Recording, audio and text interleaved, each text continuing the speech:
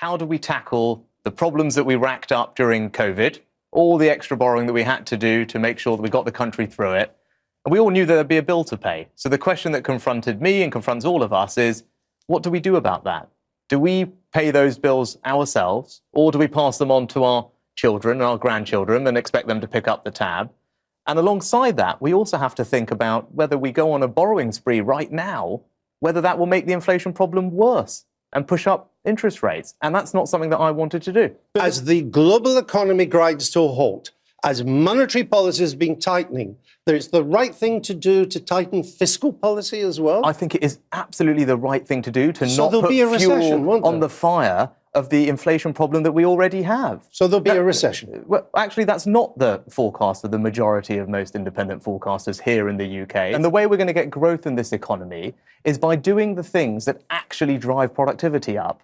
And that's by reforming business taxation, so we get companies to invest more. That's what I've said that we will do this autumn. Reform taxation so that companies innovate more and invest in R&D. Deregulate to take advantage of our Brexit freedoms, creating things like free ports, which I've done around the country. These are all long-term. We're facing a recession now. Yeah, but what we should do is focus on long-term growth, because that's what we need, sustainable growth, not a sugar rush boom that will make us all feel better for months, but then it runs out of control. We had a set of manifesto promises about fiscal policy, taxes, borrowing and spending.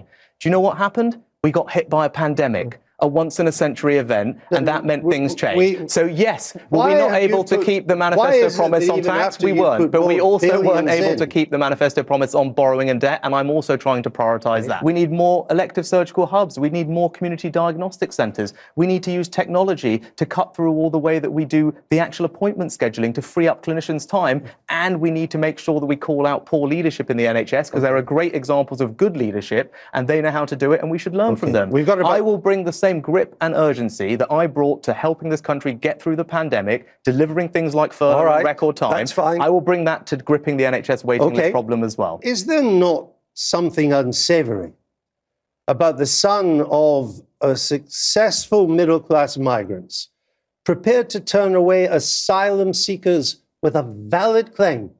No, there is nothing wrong about that. And it's in fact because I am that person. Come here legally? Yes, it's because my family and millions like them were welcomed here legally. This country has a proud and compassionate. This country has a proud and compassionate history of taking people in. But it is right that that process is legally, that is orderly, and that it is controlled. That's the type of system. But you're not going to turn away even legal asylum seekers? Because there is a finite amount of asylum seekers that we can integrate and accommodate. And I think most reasonable people would agree with that. So why, when you were young, did you say you had no working class friends? I mean, Andrew, we all say silly things when we're students, but I've talked about my background. My family, as you said, were welcomed here as migrants. No, we know that. I feel I almost know them personally myself. I've heard so much about So it was just wrong when you said that. I'm the one running for office and not my wife, but my wife is also from abroad. I understand.